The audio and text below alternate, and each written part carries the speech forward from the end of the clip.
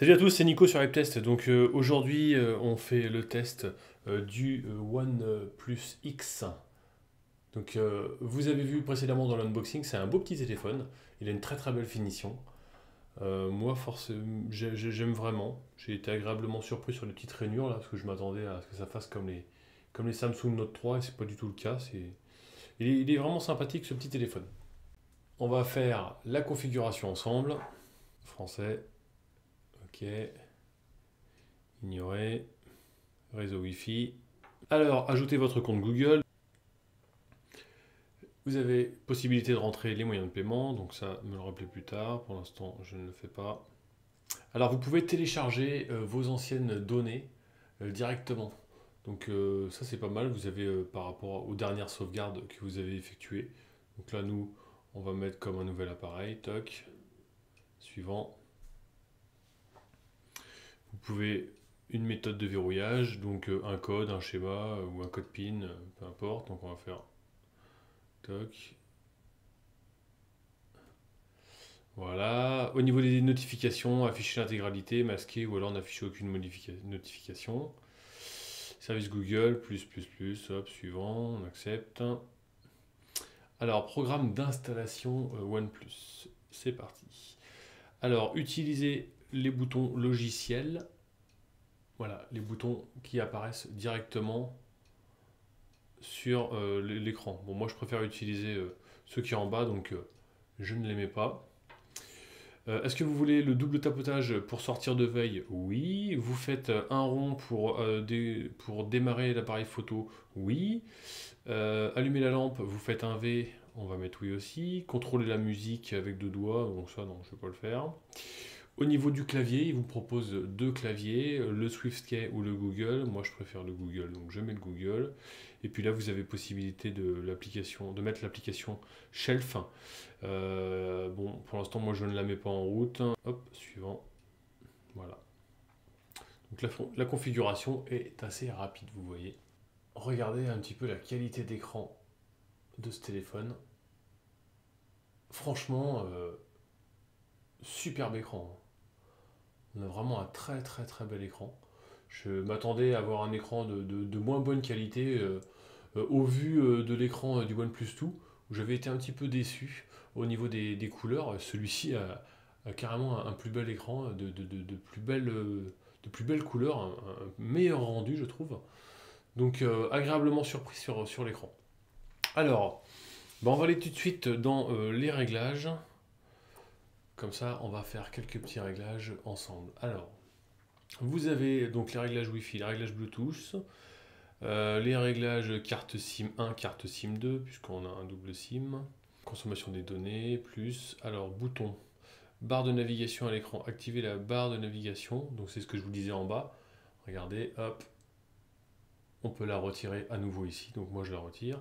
Permuter les boutons, parce que moi, je veux le retour ici absolument. Donc, ça, c'est plutôt bien sur ce téléphone parce qu'on peut les inverser. Vous pouvez modifier les boutons d'accueil, appui long. Donc vous sélectionnez ce que vous voulez faire. Si vous voulez ouvrir l'appareil photo, bah, vous maintenez appuyé et hop, ça ouvre l'appareil photo. Donc ça c'est plutôt bien. Le double tapotage, on va mettre éteindre l'écran. On va rester dans le standard. Bouton retour appui long, vous pouvez personnaliser également. Bouton retour appui long, on va mettre recherche vocale par exemple. Donc hop, voilà. Donc ça au niveau du paramétrage de personnalisation de la barre, je trouve ça très très pratique. Et puis la possibilité d'inverser, ça c'est nickel.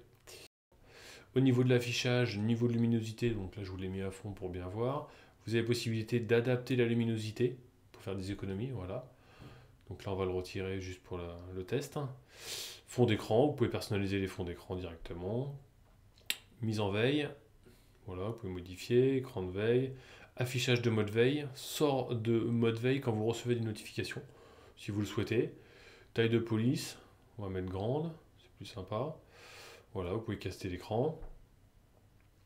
Ensuite, son et notifications, vous pouvez régler les volumes, etc., les sonneries. Les notifications d'application. Toc. stockage. Donc sur celui-ci, on est sur du 16 Go. Je vous rappelle que via directement le petit slot, vous pouvez remettre une seconde carte SIM ou alors une micro SD pour étendre la mémoire. Donc ça, c'est nickel aussi. Batterie, donc vous avez l'utilisation de la batterie. Au niveau de la batterie, personnellement, j'ai trouvé qu'il avait une bonne autonomie. Je faisais largement la journée avec. Alors après, c'est compliqué quand vous écoutez des gens qui testent les téléphones et qui vous donnent des autonomies de batterie, parce que ça dépend complètement de ce qu'on fait du téléphone. Si on regarde beaucoup de films, si on joue au jeu, si on check beaucoup de mails, si on va beaucoup sur Internet, etc. Cela dit, moi, c'est en utilisation professionnelle, donc je check beaucoup de mails, je vais aussi sur Internet, je ne joue que très très rarement par contre. Donc pour ceux qui font du jeu, forcément, ça compte beaucoup plus. Donc voilà, je voulais quand même vous dire que pour ma part, par rapport à l'utilisation que j'en ai, donc c'est quand même la référence que je prends en général, je trouve qu'il a une bonne autonomie. Donc au niveau de la batterie, vous pouvez personnaliser la batterie. Vous pouvez mettre la batterie en cercle, voilà, en haut, vous voyez. Vous pouvez mettre le pourcentage de batterie uniquement. Voilà, moi j'aime bien, je préfère laisser ça. Voilà, application, bon ça c'est les applications qu'on a sur le téléphone, application, utilisateur, personnalisation. Alors là directement vous êtes en mode sombre, donc ça c'est bien. Vous pouvez donc changer les petites pastilles qu'il y a ici, ça c'est plutôt bien. Par contre dès que vous le passez en mode normal, vous pouvez plus modifier les pastilles, elles restent forcément vertes. Donc bon, c'est dommage, ils auraient dû pouvoir le modifier comme ça. Notification par LED, voilà, vous avez directement les couleurs. Localisation, sécurité, compte, sauvegarde. Bon voilà, après c'est le blabla habituel d'Android. Donc au niveau personnalisation, c'est plutôt bien. Le fait d'avoir voilà, des raccourcis comme ça sur les touches, je trouve ça pas mal. Le double tap également pour le sortir de veille. Idéalement, ça aurait été bien d'avoir un lecteur biométrique, mais bon, pour ce prix-là, voilà. Quand on voit le Honor 7, on est dans ces tarifs-là et on a quand même un lecteur biométrique. Donc, au niveau performance, niveau prise en main, je préfère quand même le OnePlus X au Honor 7. Cela dit, j'aime bien avoir un lecteur d'empreinte quand même. Je rappelle que pour ce téléphone-là, on n'est pas en USB type C, on est en micro USB normal. Au niveau des photos, hop. Alors, donc de base, voilà, on se retrouve avec un format 4 tiers. Vous avez le mode accéléré, ralenti, photo, vidéo ou panorama. Vous réglez le focus et vous pouvez régler la luminosité. Au niveau des paramètres, donc, vous avez la résolution d'écran. Si vous voulez passer en 16 neuvième, il faudra descendre à 7,9 millions de pixels, donc c'est un petit peu dommage. Enregistrer l'emplacement, son obturateur, grille, voilà. Bon, il n'y a pas énormément d'options, mais bon.